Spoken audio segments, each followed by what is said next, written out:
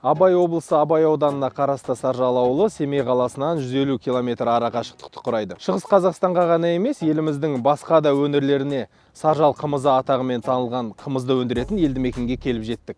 Бүгінгі шығарылымда Жандос есімді кейіпкерімізбен қымыз өндірісі жайлы және де ауылдың толық тұрмыс тіршілігімен танысатын боламыз. Қалада білім алып, мамандығымен жұмыс істеуге мүмкіндігі бола тұра Жандос өз ауылына оралып, ата кәсібіміз қымыз өндірісін қолға алды. Бір өзі бие сауып, қымызын ұстап, баптауын жоғары дәрежеде ұстай отырып, алыс жақын еліміздің қалаларына жіберіп отырған жайы бар. Жандос, ассалаумағалейкум. Қалай шалқар? Қалдарың жақсы ма? Жақсы. Жандос, енді мына біздің көрермендерге өзің жайлы бір ауыз айтып өтсең, жылқыға деген қызығушылығың қалай және қашан пайда болды? Енді өзіміздің ауыл жылқылы ауыл. Кішкентай кезімізден жылқыны көріп өскеннен кейін атқа шауып, жаздық каникулда атамыздың қыстағына барып, ағаларымыздың. Сол жақта өзіміздің жылқылар болды азын-аулақ. Соны жаздық каникулда көмектесуге әке-шешеміз жібереді. Сол жерден бие сауып үйреніп, сөйтіп жүрдік. Бие байлағаныңа қанша уақыт болды, қашаннан бері? Бие байлағаным 2016-дан бастап өзім байладым. Осы 2015-те оқу бітіріп келдім қаладан, Шәкәрімде. Мясомолочный дейді. Технолог. Соны бітіріп келіп, осы малый бизнестен кредит алып, 3 миллион алып, содан бастадық. Тәуба, жақсы қазір. Сауында оқып, как раз. Қазір шелегімді алып шығайын. Боламыз көрермендермен.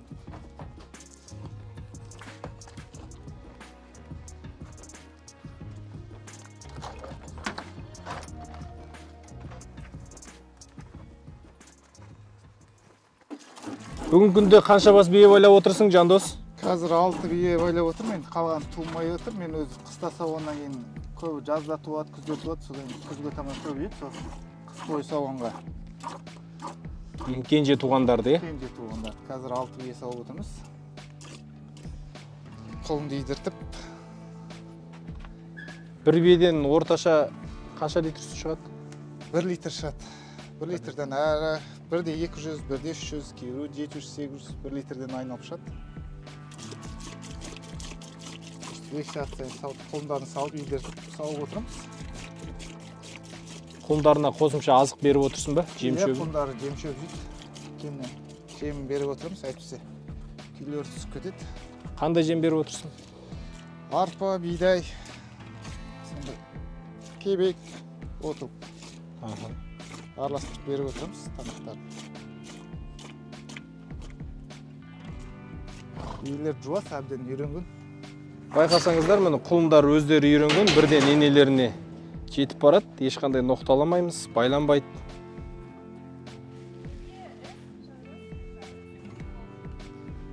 Саясат деген мен атам болған. Сол таңба ғой. Саясат.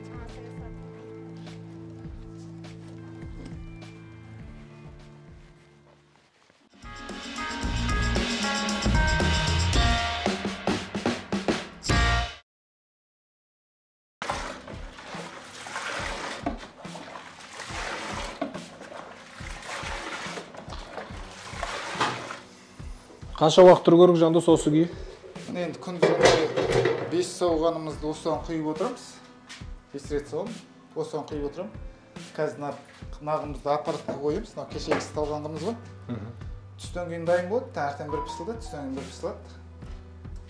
Одан кешкілік күбіні түстен кейін жуып, шайып, кешкілік осығымызды ыстаймыз.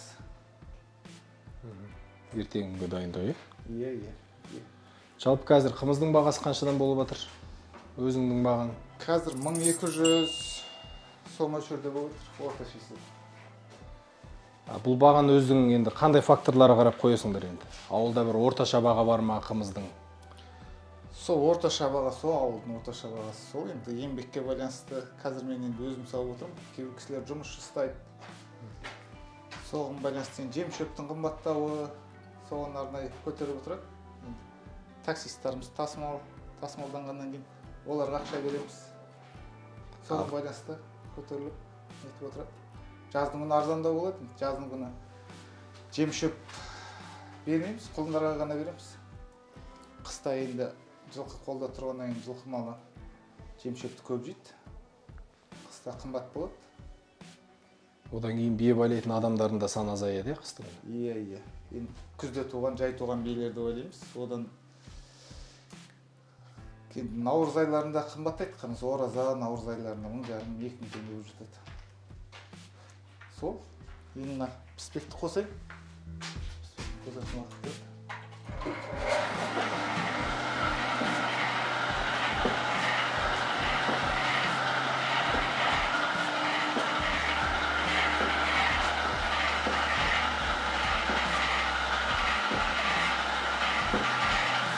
Басқа өңірлерден ең бір алыс жіберген Қазақстан бойынша бір қалалар болса?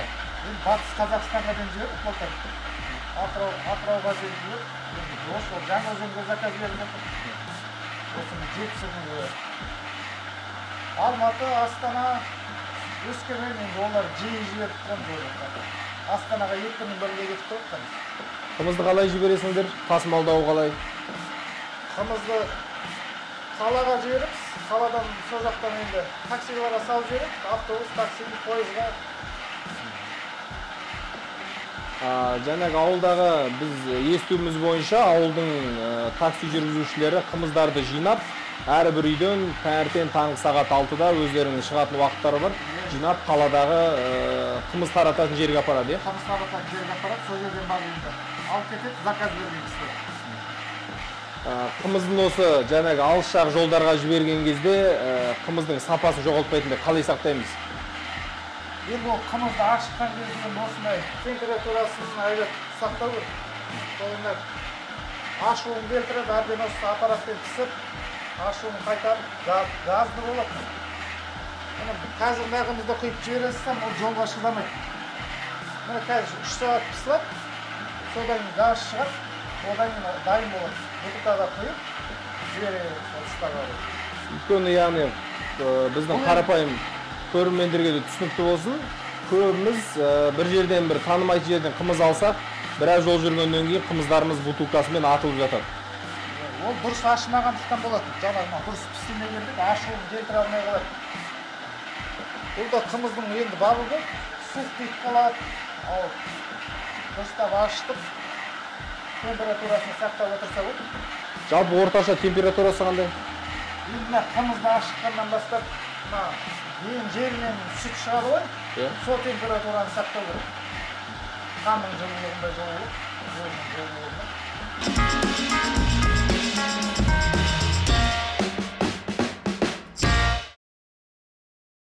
Осы қымыз өндірісінде осы қымызға күріштің суы немесе жай су қосады деген осы халықтың арасында бір қалып қашпа әңгіме бар, сол қаншалықты рас? Енді білмедім, енді бізден алып сатарлар қоспаса, енді бізді ауылда енді таза кетеді. Өзіміз ондай қосып та көрген жоқпыз. Көргенде жоқпын қосылғанын, білмедім. Арадағы делдалдар, Делдалдар болмаса, өзімізден таза кетеді. Ал енді осы қарапайым адамға, қарапайым сатып алушыға табиғимызбен жаңағындай бір қоспалар қосылған, су қосылған қымызды қалай ажыратса болады? Енді оны білмедім, мен ондай көрмедім. Енді көк су сияқты сондай қымыздың түрі өзгеріп тұрады ғой. Кішкене сылдырлау бола ма екен. Астында тұнып тұрған қымыздарды бір байқаймыз бір. Енді ол тұнып тұрған қымыз жаңағы ашуын дұрыс келтіре алмаған. Ашуы дұрыс келмеген. Дұрыс ашыта алмаған қымыздар өзі. Олар көпке шыдамайды жаңағы, тұнып кететін қымыздар. Ал енді күніне қанша литр қымыз жібересің қалаға, жазды күндері? Жазды күндері 60, 70, 80 литр, 100 литрде жіберіп жатамыз енді ашытылғанға байланысты. Енді көп қымыз ашытсаң енді жаңыз өзім үлгермеймін, енді болашақта әрі қарай бизнесімді дамытып, жұмысшы алып, енді сондай болашаққа мақсат қойып отырмыз. Тамаша. Ал енді бір күндік 5 сауын деп отырсың, сол 5 сауында орташа есеппен қанша литр сүт шығады? Орташа есеппен 30 литр сүт шығады. Сол 1200 теңгеден жіберем. Содан сол 35-40 мың мөлшері, 30 мың мөлшері. Одан тағы да осы ауылда 5 сауыт, енді көбі ашытылмай жатады. Сүтті сатып алып отырам арасында. Күні 30-40 литр сүт сатып алам. Оны қымыздың жарты бағасына сатып алам. Соны ашытып жіберіп отырам. Қазір енді күні 50 мың сондай түсіп жатыр.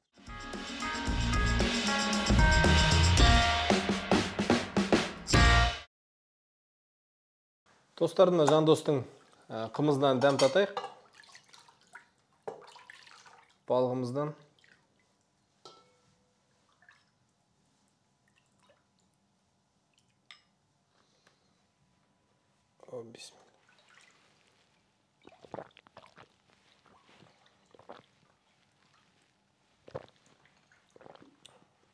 Шынымен дәмі ерекше.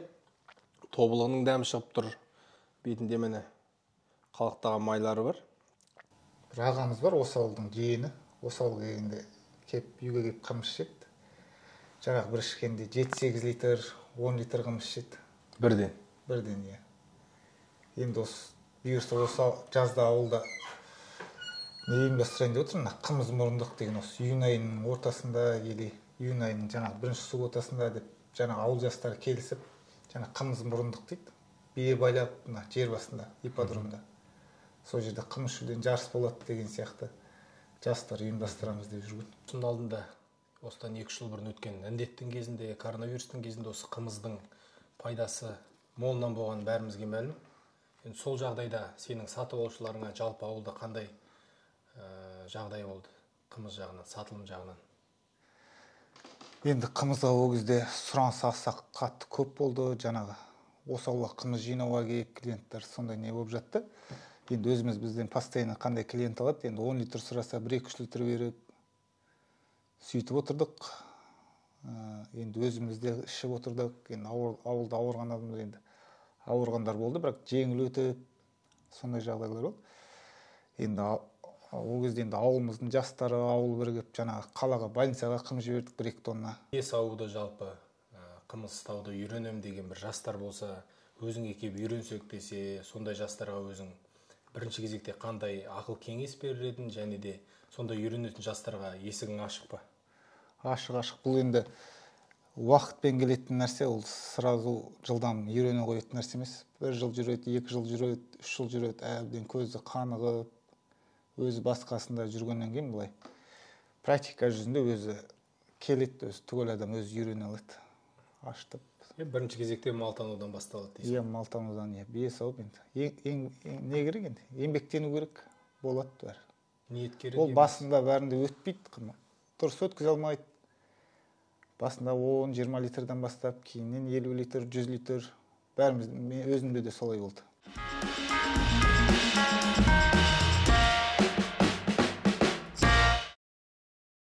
Жалпы енді ауылдың қарамағындағы шаруашылықтарды алмасақ, осы тек қана ауылдың ішіндегі сауынды биелердің саны енді бір орташа айтсақ. Орташа есеппен енді ауылдың өзінен енді бір 5 тоннадай қымыз кетіп жатады ғой, жан-жаққа күнделікті. Сонда енді 5 тоннаны есептеген кезде енді бір 500 биедей сауылып тұрады ғой ауылда. Күнделікті, 500-600 бие сауылып тұрады деп ойлаймын. Сонда енді ауыл тұрғындарының саны қанша? Ауыл тұрғындарының саны 2000-нан аса. Көбі жастар. Енді. Айтыр, жақсы дамып келе жатыр ауылымыз. Енді Жандос, ауылдың ішінде жүріп қайтсақ, ауылды тамашалап, ауылдың тыныс-тіршілігімен танысып. Жақсы. Тағы бір қызықты жайт, Саржал ауылында жеңіл көліктерден осындай мотоциклдер көп десек болады. Өйткені әрбір бие байлайтын үйде осындай бір мотоцикл бар. Биелерді кешкісін жайылымға шығарар кезде, және де таңертең жайылымнан әкелетін кезде осындай таптырмас көлік құрал болып табылады. Сондықтан енді Жандостың темір тұлпарының жүрісін байқап көрейік.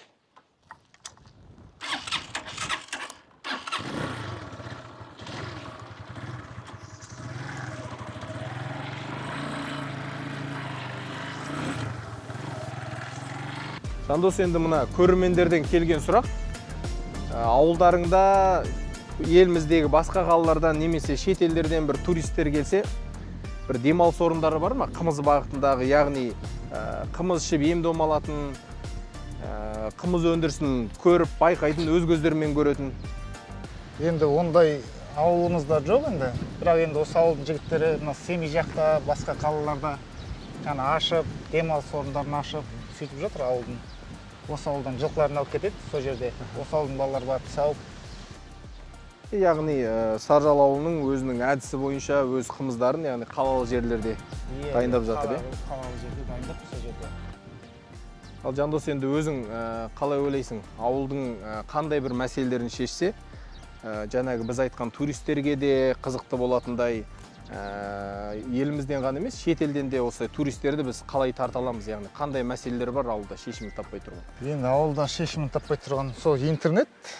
Сол интернетпен енді қымызымызды инстаграмға нетіп бір реклама жасай алмаймыз да.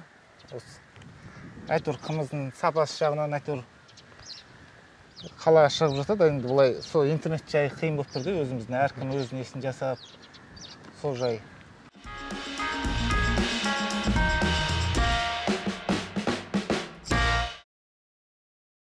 Ауылдарыңа жеткізген Chevrolet Cobalt автокөлігі сенімді әрі сапалы автокөлік. Гонафирма ұжымы Илбір жауапкершілігі шектеулі серіктестігі Chevrolet және JAC дилерлік орталықтарына қолдау көрсеткен үшін өз алғысын білдіреді.